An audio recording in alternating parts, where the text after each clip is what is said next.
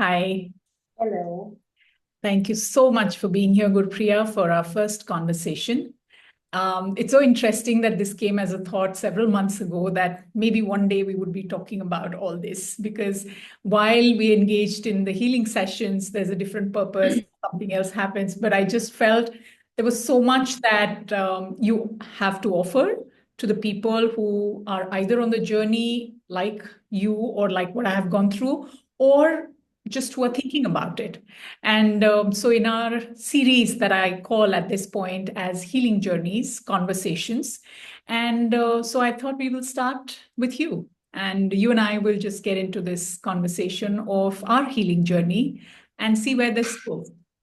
Thank you. It's a privilege to be here. Thank you. So much. Thank you. So, just a quick introduction about myself while you know, but for the viewers who are listening to us. So, my name is Smita Kumar, and I engage in healing practices which have come to me more in the area of energy healing. Still figuring out what really it means, but it really leads to deep emotional healing with issues that we are either currently struggling with or largely coming from the past. There are personal sessions, there are workshops, there are retreats that we do.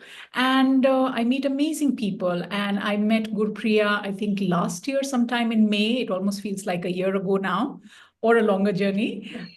And so I will hand it over to Gurpriya to just share a little bit about herself so that you get to know who she is, and then more as we go along in the conversation. So, hi, I'm Gurpriya. I'm 40 years old. I live in Gurgaon and I am a mom to two beautiful kids. That's the role I feel that defines me the most. And that's the role that sort of gave me a nudge to go deeper into the healing journey. And I have always been a seeker. Today, before the talk, as I was reflecting, I never identified as a seeker, but when I look back and how many things that I have yearned for in terms of healing modalities or reached out for, I've always had that hunger to go down this path. So I think that pretty much sums it up. That is so beautiful. Thank you. Thank you so much. And I like the introduction, how you said at this stage, being a mother defines you. Yeah. That's your introduction. Yes. Okay. So why don't we go ahead in terms of if you have a recollection of when you began this journey? I know there may not be a specific time, but at any juncture in your journey that you felt, oh, I'm on this healing path. I think it was around 2007 or 8.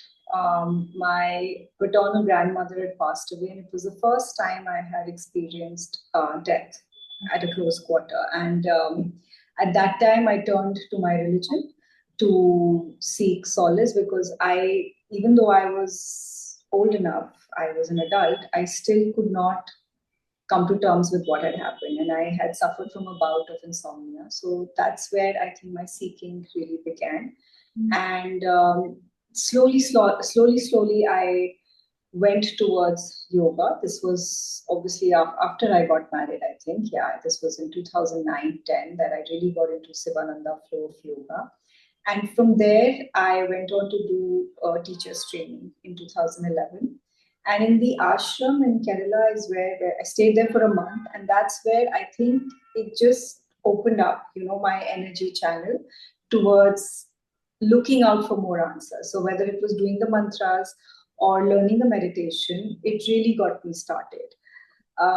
From there on, I think it was just one after the other, things that I was looking out for and they would come to me. So it could be a book, it could be a healing modality. But somehow I always had this question at the back of my mind that what is the purpose of my existence? What is my purpose in life? And there were periods of unexplained bouts of sadness. There was ugly crying, and a lot of questions like why do people suffer? Why do people die young? Why do certain things happen? And just the thing of fate or destiny somehow did not resonate with me because I felt that there was deeper. So there was this one book that I read at that time when I was in the ashram, and I reread it. I've reread it many, many times. It's called Laws of the Spirit World, which gave me some of the answers, but it didn't quieten down the urge to learn more and more about some of the things that I used to associate it with mysticism. Like I didn't know what. I felt like there was a curtain, and I didn't know what was behind it. So I kept seeking answers, and then I found you, Smita. So, and the way it happened was also quite amazing. One of my mom's friends called me up, and she'd called to speak about something else. And I just found myself crying, and I told her, like, I'm really overwhelmed with a lot of things that are going on. And I just don't know what to do. And she gave me your number. And I mean, the first guided meditation that I did with you, it was like I went into another world. I wasn't here. I know. And then I still remember when it got over, and you got me out of the trance-like state that I was in, and I could hear the mixing, and I'm like, oh, I'm back. This is the world that I live in. Yeah. So There it is. Yes, thank you so much. That was so deep. And we'll come to that part about our meeting and the journey in this modality. But yeah. what really stood out for me, several things actually, which even I didn't know. I think when you talked about how passing away of your grandmother was that trigger in some ways, while I always believe that we are on a journey. It is for us to realize or remember or consciously get onto that journey that, oh, this is happening. Otherwise, it's somewhere happening in the background, right? Yeah. And then, so that urge to find answers. And then you said something about yoga. Yoga became your inroad. And in some ways, I see that parallel. Because for me, it was not so much of death, but yes, my father's passing away when I was already 23 or so, 24. It definitely was the first death that I was witnessing, and it was quite complex in several ways. But it was actually when I got out of the abusive marriage, for me, that was the beginning in some ways of a conscious healing journey beyond therapy. So, therapy I had already sought when I was a teenager to deal with some of my childhood issues. But somewhere it did not go in a direction where I felt it was giving me answers. Yeah. Even after my divorce, it was therapy because at that time, therapy was a more logical, answer to healing, because otherwise everybody talked about only psychiatry. And I didn't want to go down that route. And therapy, after a year of being in therapy, it opened almost like Pandora's box that it wasn't just my relationship with my ex-husband that was problem. It was actually a whole lot of issues in my childhood. Yeah. That I did not go in prepared to find as Yeah. like, oh my God, like really, it is all coming from me. I can't put it on somebody else. Yeah. And then I was like, okay, but I'm not getting convinced by just these cognitive replies. Yeah, Or absolutely. answers. There was so much more. Like you talk about this mysticism and whale. I think I too was somewhere in that realm where I was probably not even ready to find out any of those things. But I knew that this was not enough. And then, of course, yoga was somewhere in the background, more as a physical thing, but more for my mind and stress. But that's it. I had never thought about yoga as healing or something more deep. Yeah. And somehow, at least growing up or in our cultures, we've always seen that yoga has, at least till then, yoga is largely left to people who are sannyasis, yogis living in the mountain, given up the worldly, whatever life. And so you feel that, oh, that's not your path. And so, yeah, it is interesting how yoga opened up doors for you. And you talk about that book. For me, it was The Power of Now. And somewhere around 2007, 2008, similar time period, this was when I was in Philippines, and a colleague suggested that, have you read this book? No.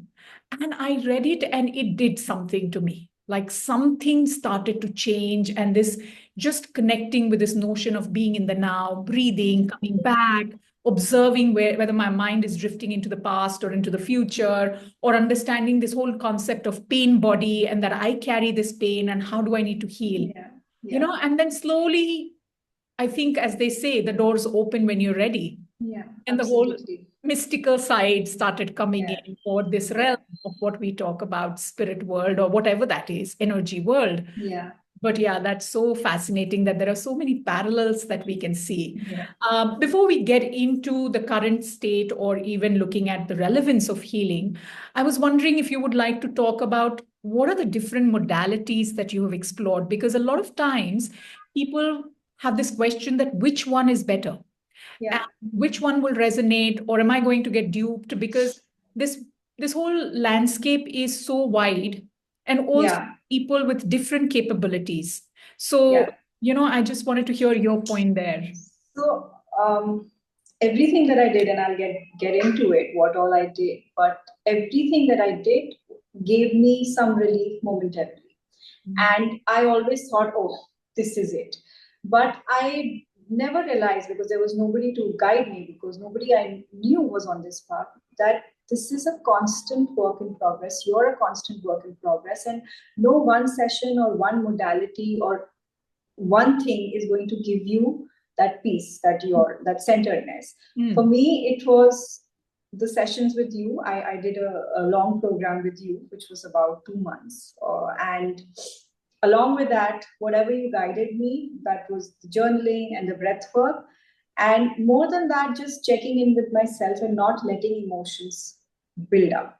Mm. And one thing that you taught in the retreat, which I feel like it should be taught in schools, but nobody's teaching this to anybody, and our parents were not taught, so we were not taught, is how to feel your feelings. Nobody is teaching that. And as a result, people are bottling up their feelings, and that is leading to diseases and so many behavioral problems. So when I started out, as I told you, it was with yoga. So I started doing Sivananda yoga at a place which was right next to my house. My husband had got a job as a management consultant, and we'd been married for a year. So this was 2010, and he was out Monday to Friday, and life suddenly got very lonely for me. And at that time, I remember somebody who was in the same organization told me, you can either accept it or you can fight it and make your life and his life miserable. So I chose to accept it. But yoga helped me a lot with acceptance. Maybe it's something about the poses that you're just lying in complete submission, acceptance of life, or maybe there was a symbolism there. But I really started connecting with my inner self with yoga. However, as far as meditation was concerned, like even when I went for the teacher's training and there was a lot of meditation that was taught there, I somehow could not connect with the meditation there. So there was a satsang, there used to be meditation, but my mind was all over the place. It was only while doing the yoga I was able to, calm my mind. So I really wanted to learn meditation. So I went to Brahma Kumaris for quite a while. Again, I couldn't connect. I've done lessons with Ananda Sangha. I couldn't connect there as well. Then I dropped it for a while because I felt like if it's not coming to me, then maybe it's not my time yet. And in the middle, I had 2 kids in under 2 years. So that was a very stressful time. It's the hardest thing I've done. And everything took a backseat to that. However, when the kids grew up a little, I went into angel healing. And that's where I realized that I could feel something. So whenever I would invoke the angel's name and I would tell them to give me a sign, I had goosebumps all over myself. And I started seeing signs. I still remember I was in a beach in Phuket, and this was 2020, just before the pandemic hit. And I asked the angel that, show me a sign, show me that you're here, right? I asked the angels, and I looked towards my right, and there was a yacht which had 0684 written, and that's my birth date, birth month, and my birth year. So it's 060682. So I started having fun with it, like I need a parking space, and the parking space would be there, right? So I had a lot of fun doing that. That's so nice. Yeah. So that's when I started realizing that even though from 2020 onwards, I have not believed in organized religion, but I believe there's a divine power. Yeah. And that was my first connection to the universe. And then I almost made it into a game. Like I would write down 3 things that I want this year, for my kids or for my husband or for myself. And I would write down 5, and always 3 would come true, sometimes more than 3. So it just became like a game between the universe and me. And I would just be like, I would have so much joy when that thing got realized. Right. Yeah. Then, sorry, I'm just going to interrupt once. Yeah. I should have done this earlier. I just want to make sure that recording is going just. Yeah, please. So I was speaking about the angel healing and the fun that I started having with the universe. Right. And post that, I went through a traumatic 2-3 years of my life. It was really, really bad. And that's again when the quest started, because my kids were also a little older. But also what that had done to me was it had made me a very anxious, short-tempered parent. And I did not like that at all. Yet I felt totally helpless. So I first reached out to a child psychologist who helps with parenting, but I realized that I need to go deeper into it.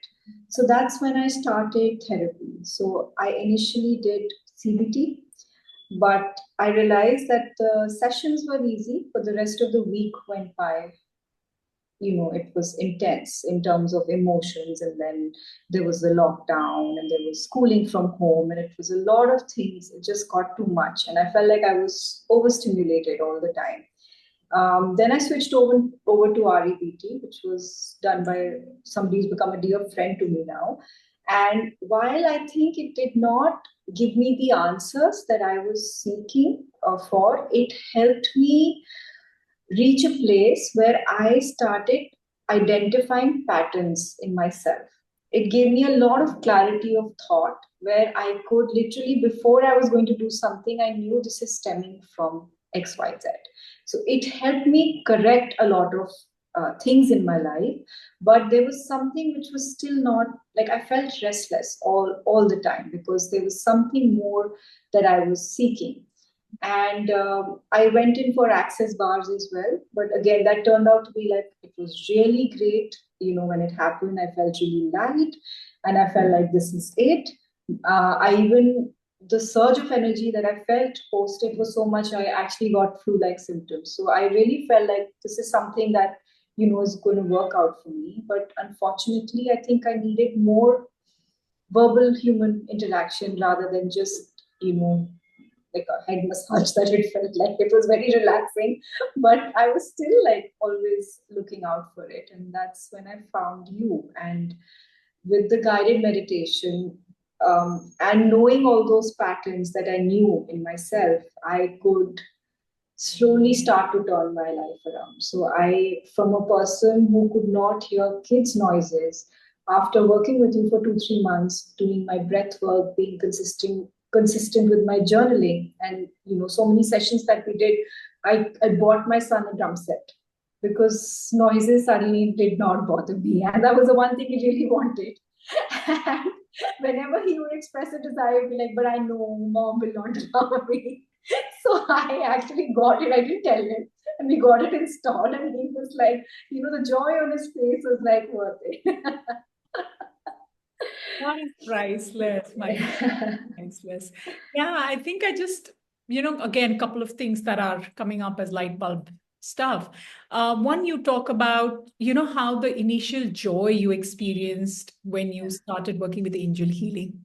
Yeah. And it's really important, because somewhere when you start seeing in some loose terms, some successes, some signs, like I remember doing that a lot, because for me, a lot of my healing in this realm or this kind of work happened when I was in the US doing my doctoral studies. So all I was just a student cycling around the city, going from one place to another, doing my academic and doing a lot of yoga. And I remember again having those conversations with the universe saying that, hey, just give me a sign. If this is not meant for me, then don't let it happen. If it is meant for me, then show me the way, right? Yeah. As a yoga student, as well as a doc student, I didn't have the money to do expensive yoga classes or teacher training. That was not even my plan. And so every time somebody would say, hey, why don't you do a yoga teacher training? And inside me, I was like, I barely spend $120 a month to get my groceries. Where do I have money to spend $2,000, $5,000 to do entire teacher's training? So I was like, forget it, another lifetime. Anyway, I don't want to become a teacher. And it was so funny that things started happening where I was like, okay, fine. When so many people are telling me, I stopped fighting back and I said, okay, universe, if you believe this is for me and I need to do it, show me a sign or give me a solution. And starting from the yoga studio where I used to clean the studio to get free classes, the studio owner giving me free entire 10-day teacher training because she wanted me to make a manual. Or saying that, oh, we've started this scholarship program where you can go and study with Sri Dharma Mitra, who's my yoga teacher in New York, where it was 5,000 for the entire, 4 months of teacher training. And I'm like, what? And I'm still getting goosebumps. I remember saying that, oh, but that scholarship is not for me because I know there have been so many people waiting for something like this or who have been on this journey for way longer than I have been. So who says it's me? And so I kind of didn't even believe that it was going to happen.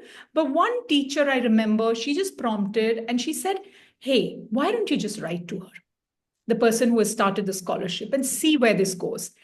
And I just very reluctantly, I wrote to her that, hey, I heard about this scholarship. I just thought about writing to you and checking. And I was stunned with her reply. She said, when we started the scholarship, we had you in mind. Oh.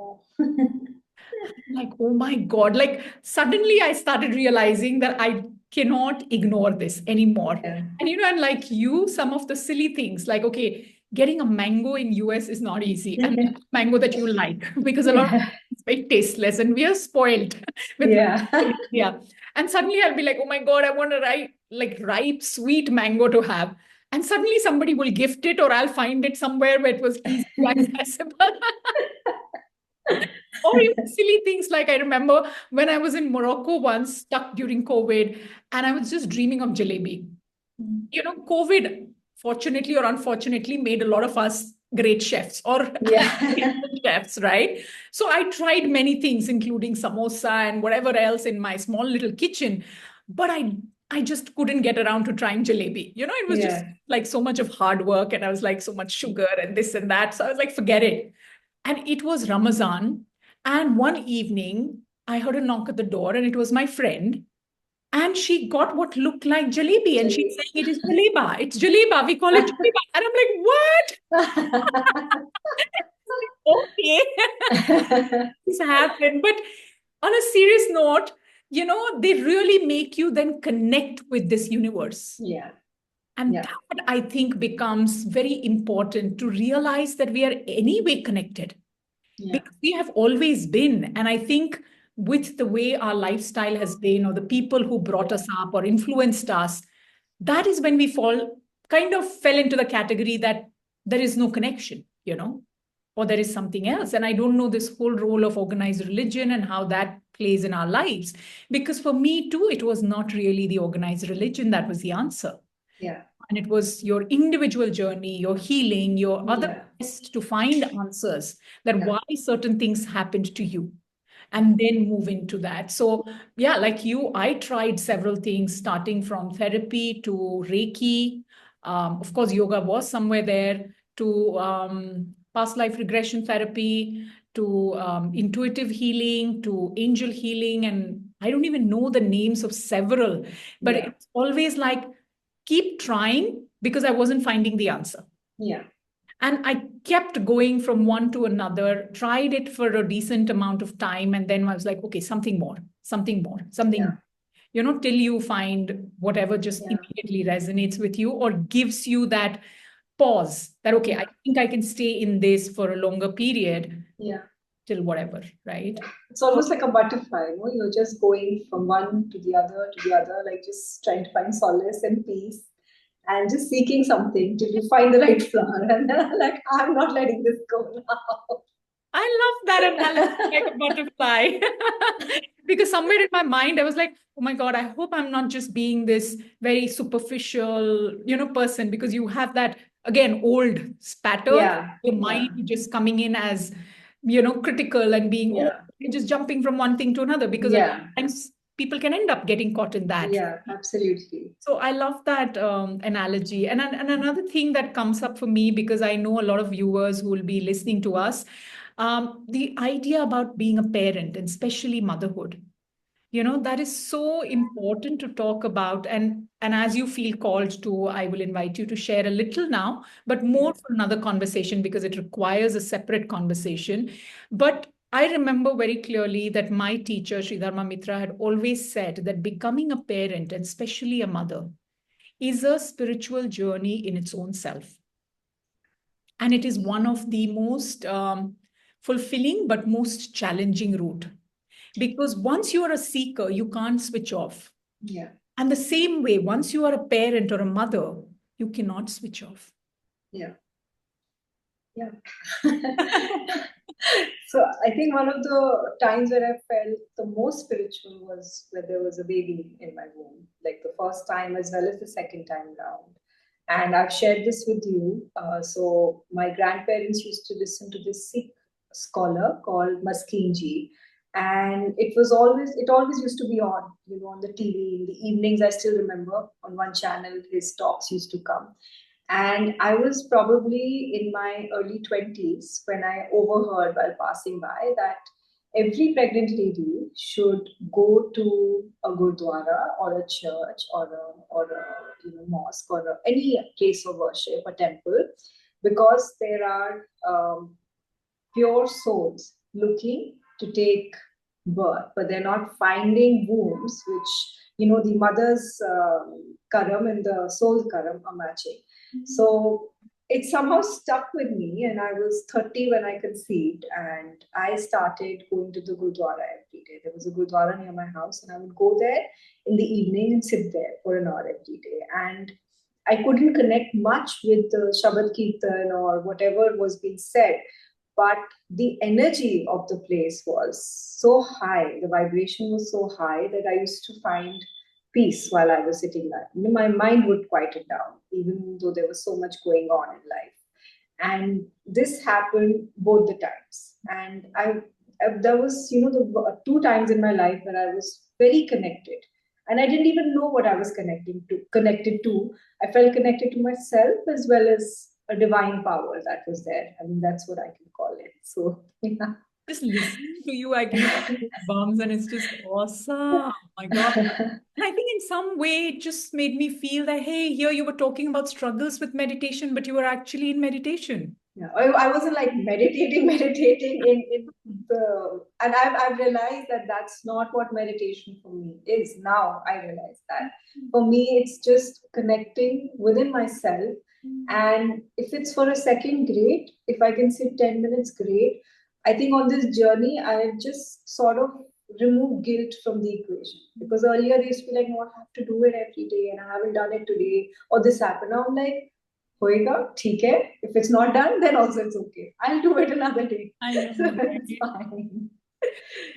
Yeah, that's so beautiful. You touch upon that point as well. But just for a moment, staying with that meditation part, since you talked about it, that, honestly, at least the way it has come to me and whatever I have understood so far, the idea is to be a witness.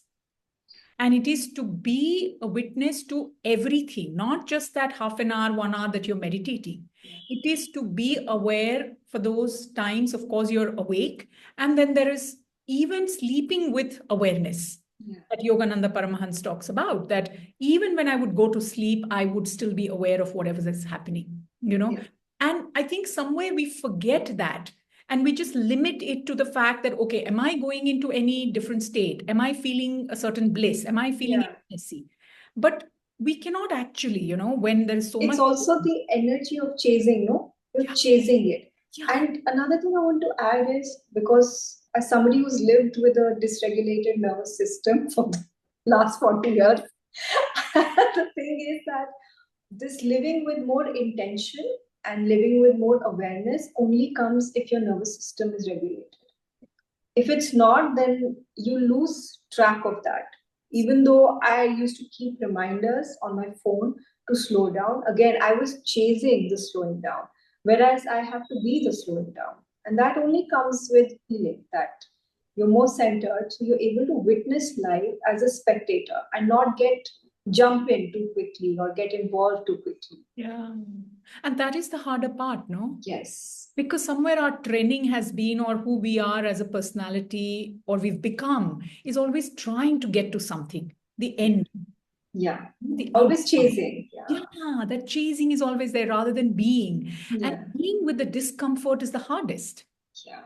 right? Yeah. And I think that is what something that you've experienced or I have on my journey, which is what connects us, that how do we stay with what is uncomfortable and it is really not pleasant. And sometimes it can be for a long period of time. I agree. It's very hard. And for me, I want to share that I have had an eating disorder since I was 11. And that was part of me trying to take control and also regulate my nervous system. So it started off with anorexia. It went off to a point of bulimia where I was making myself throw up after a heavy meal. And as I became a mother, it because there was so much stimulation outside of me that I started binge eating. And binge eating is how I would soothe myself. So and it was never done in public. It was like after everybody has slept off. Yeah. Earlier when the kids were small, the house is quiet. I would get out a packet of chips and eat to the point that my stomach hurt, so that the feelings in my heart wouldn't hurt, right? My tummy would hurt.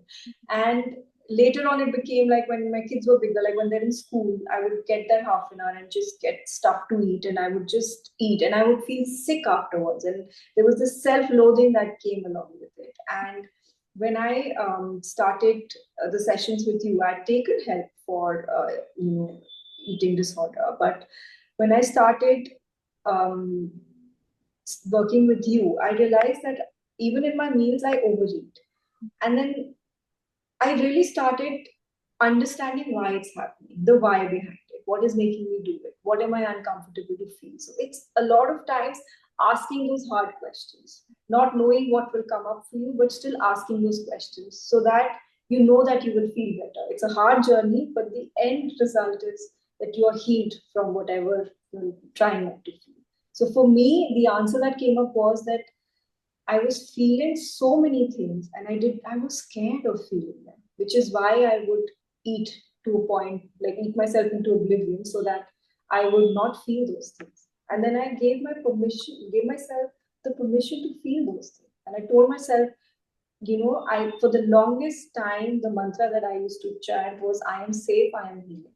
And because that safety was what was lacking, that's what was making me feel scared from feeling those things. So a lot of times we don't know what will come up and we feel scared.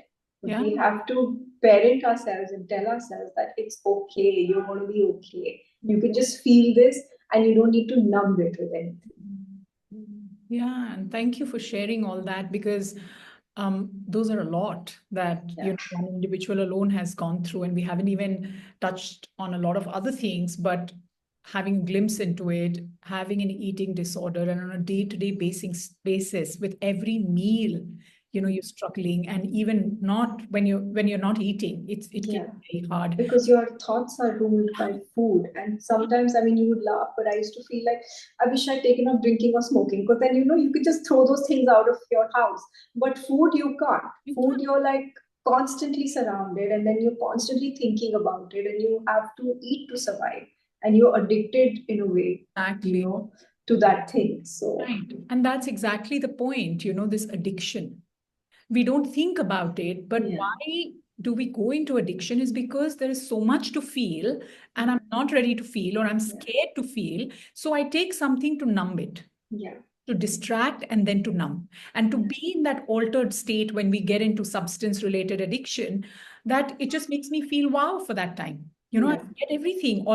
But the tragedy is when you get out of it, then you hit a terrible low. And that is, it's very hard. So I don't even know what to say, but it just is, I can only imagine how hard it may have been to constantly just say that, no, I am going to stay with it, no matter how difficult it is. So do you want to just share then a little bit into how this healing modality, whatever we are doing together, or what that started doing to you in your journey? So the first session that we did, it was surreal. Like it was like going into another realm, like I shared earlier, and I felt a lot of energy build up because I've been working with energy. So I felt like there was something happening, over here. And the first time round, like I didn't know what to do, but it made me very scared and uncomfortable. And then I remember I called you up and you told me just go into the shower and cry. And that's what I did. And after that, I felt like this euphoria, there was this maybe some release of hormones in my body after crying. I said, wow, this is so great. Like I feel so light. It felt like I'd thrown all the muck that I'd been carrying around for so long inside of me. I had thrown it out. And but again the build up happened, but the high after the session was so good that I remember I reached out to you and I told you that I want to work with you consistently. There were a lot of thoughts that were going on in my mind. The first was like, I don't want this to be a crutch. Every time I feel bad, I don't want that I have to reach out to somebody just to feel better.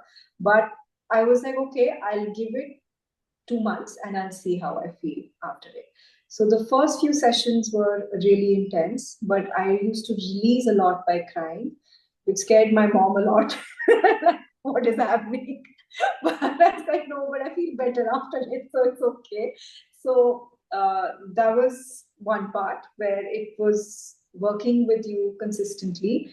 And I felt like after each session, whatever feeling that I would, tell you that this is what is coming up for me, I felt like I'd actually cut cords with it and let that go. The letting go started to happen. And I just felt after each session that this is happening at a deep level. It's not surface level that I had experienced with the other healing modalities. I felt it at a more deeper level. And I really started to see myself because there were so many emotions clouding my judgment or my perception. I really started to see who I was and I started to see my life for what it was and started to appreciate. So I think as the nervous system calmed down, I got clarity of thought, and it just helped me live my life in a better way. I would just say I was looking good, feeling good, living good. Like it just became very smooth. Wow, that just makes me feel like really wow. Because having gone through myself different phases where all I was doing was just crying and being so overwhelmed with emotions and not knowing actually where does it end or will it ever end. And I remember when one or two sessions that we had and you said exactly the same lines, in your own words. And I was like, yeah, I know it, I cannot promise when it'll end or where, but I know it'll end. Just go with it. And to me, it always amazed me while I worked with so many people, on one-on-one basis, more than like 80 or 100 people and groups, many, many people. But why, one of the things that has always stayed with me with respect to your journey is that you've been so consistent. It was almost like this unrelenting conviction that you had that I am not going to give up. I'm going to give it a try. And then going with it, whatever it was, the discomfort, also the excitement, plus doing those practices. Because I can only imagine being a full-time mother of two kids, having a partner, your own household, your own life, and then doing these practices. I have always lived alone. So even then, I find sometimes it can be overwhelming or just the idea of discipline. But I think that is something which really stayed with me a lot, or was very inspirational for me. That wow, like she's so committed, I was, those journals as well. But I was living in such a dysregulated state, Smita, that for me, I saw it as like my last hope. Like I will not let go. I will do everything it takes because what I was living with, the irritation, the anger, the rage, the short-temperedness, and just the despair that I was living with in my own mind. I used to feel like sometimes it's a prison. And I used to get dark thoughts that maybe my husband and my kids would be better off without me. Maybe I should just leave. I went through a very dark period, and for me, this was a hope, and I just latched on to it that I just have to get better. There's no other way. Like, I want to live my life, and I want to appreciate all the blessings in my life, and the state that I'm living in, I'm not able to do that. Yeah, I think it's always that point for most of us, when we hit that so-called rock bottom or that darkness, that, oh my God, I don't see anything, but somewhere there is this little hope or a light or some desire somewhere saying, I want to hold on. I don't want to give up. Not yet. I want to give one more chance, whatever that is. And I think that just revives in some way. We find some answer. For each one of us, it could be different. But I think I want to just highlight more for our audience that couple of things from the healing journey, at least what I've gone through and what I hear, Gurpriya, is that one, it has to be in some way holistic.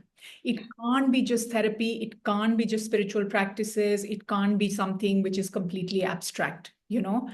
When we find all of this working in unison is then we feel that, okay, it's making sense. Because even if you go to somebody and somebody does something to you or they help you feel certain energy, your mind is still looking for answers. Yeah. On the other hand, if you're getting answers only for your mind and logic, then the inner side of you is looking for answers, the spiritual side or the emotion side or energy side, whatever it is.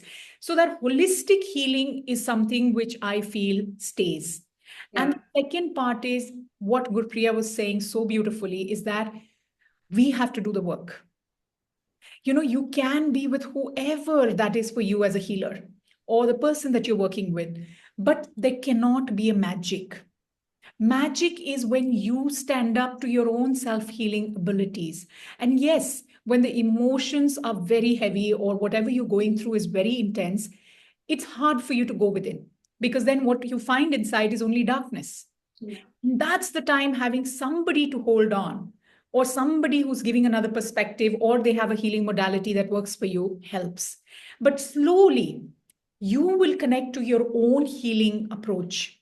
And that is when you will feel that, okay, I need to put the work because otherwise, every time you would go to somebody, you will feel excited, exhilarated. It'll last for X amount of period or whatever that is. And then you will hit the bottom.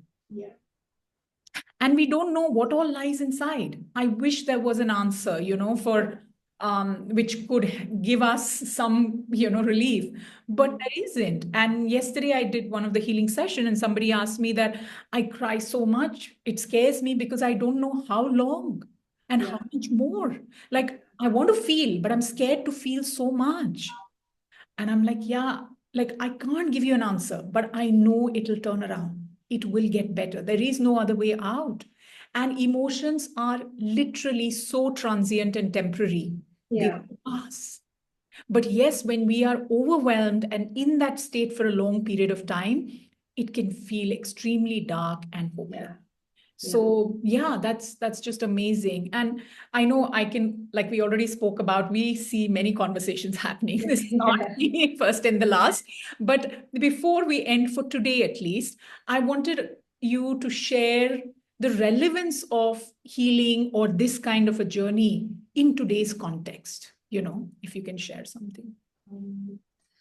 I think the primary being what I shared, what you had shared with us in the retreat, which is just how to feel your feelings. Nobody teaches you that. And what is happening as a result of that is people are either pushing their feelings down, not feeling what they have to, not going through the discomfort. They're turning to addiction as a result of that. I see that around me in so many people. Second is also we don't realize that, and I've learned it the hard way, that our feelings get stored in our body, which is leading to a lot of diseases. It's leading to autoimmune conditions, it's leading to thyroid, it's leading to a host of conditions in men and women, which we're not making the correlation, but that's what ends up happening when you don't feel your feelings. Secondly, I feel having some sort of a healing modality is very important because we're living in such a fast paced world and we're rushing from one thing to the other and we're not slowing down. And doing some sort of a holistic practice helps you slow down, which automatically cultivates gratitude. That's been my experience, that only when I could slow down could I appreciate what I had. And another important thing is, to be a parent, you need to heal yourself, because you're just going to repeat generational patterns which can be broken with you. So for me, my kids, whether it was learning about nutrition, learning about holistic wellness, or whether it was healing myself, my kids have been my, my biggest whys, because I did not want to repeat some of the things that were happening, so that I could give them a good childhood. That was my primary motive. And I feel it's very relevant, because I see people carrying around traumas, and I feel bad because then they inflict it further on, and the cycle never ends that way. Very true, very true. I think all of it that you shared, just to hear it from somebody, it just makes so much sense, because having dealt with my own childhood trauma, or when I see whether it is my loved ones around me and they have children, and I see that anxiety or pattern or something coming out in their behavior, and it becomes so easy for an adult to just say, oh, they're being indisciplined, or they are being just whatever, Yeah. like deep inside me is like, no, that is just an attention seeking behavior or a cry for help. Yeah. Basically, they're asking for something more. So can you Yeah. just do something? Yeah. A lot of times it is unknowingly that we are transferring our anxiety to the child. And unless we heal, there is no other way out. And I somewhere recently I heard about this, that, some people come who are very, very passionate about children or old people or whatever it is. Yeah. I think for me, children have always been that. Like whenever I see any kind of injustice happening to any child, like inside of me is just ready to, just revolt or explode. Yeah. How can you do that? And more I feel that, as adults, and especially, whether you are just 20 something, or even if you can start in teenage life, if you start this journey of just going within and looking at it, yes, it will not be pleasant, but you will not only find harmony in your own life, but you will just help generations. Because we know when we've done the work that it comes not only from our parents, but grandparents and grandparents. Our ancestors, it's the energy. And I felt that, Smita, I went to the Partition Museum in Amritsar, and I'm a Sikh, and there was all the trauma there, which, our ancestors have gone through as a collective. And it was just so overwhelming. I couldn't see the entire museum. I just broke down in the middle, and I just left, because I felt like the energy there was so overpowering. And that's something we're carrying inside of us, and we're not even aware of it, right? So, we're not aware of it. And I think it's so important that we take those little pauses. Yeah. Yes, we have different life choices. Always, people are not privileged like I am or you are, where we can step away from so-called a crazy demanding work life, do what we do. I always take it as a privilege. But it's a choice that we make. And we all can make that choice at least once or twice a year, or sometime during the month, that, okay, I'm going to do this for me. Because there's no point working yourself crazy till you're 40, and then some life crisis happens or health crisis happens, and then you realize that the world around you is falling apart, and then you run to a healer or somebody else to do this. Right? Like, I know a lot of times it is suffering or trauma that pushes us into healing, but I also know that there is another way also, that awareness. So that no matter what life throws at you, but if you were a little more conscious right from the beginning, maybe your response to that incident in your life would be different, or whatever. I don't know, but I know that just falling down always is not the only way to seek help. That's so true. Right? Thank you so much, Gurpriya. I can't even begin to say, oh, it feels like, okay, can we just go on and on? And if we went on, I don't know how many days we can go on, not even hours, but for days we can talk. So it clearly looks like we will have a lot of conversations. So at this point, I think I will at least pause for now, because it's enough material for our audience to consume and process. But also it is to respect time. And I know you have things to go to. But yeah, it's just amazing to hear what has kept you going, not just coming into this journey, but kept you going despite whatever has happened, and how you've been so committed, and to see the shift. And it would be lovely to hear more about these shifts in another session, that I can see it, I can feel it on your face and your energy, and it shows, you know. Yes, that doesn't mean there are no crying sessions anymore or whatever. Once a week at least. I think we will just discourage people from coming because we both cried so much, they'll be like, no, we don't want to. I'm like, oh. Yeah. Having said that, it is amazing. It's just been amazing to even listen to you. And I feel like as though we are talking in some other dimension, you know, no, it just feels that kind of, yeah, I was just feeling goosebumps and energy all throughout the last 1 hour. So thank you so much for doing this. Thank you. Pause, do you want to just pause for a moment, and we can just send best wishes and healing energy to all the people listening to us and being here?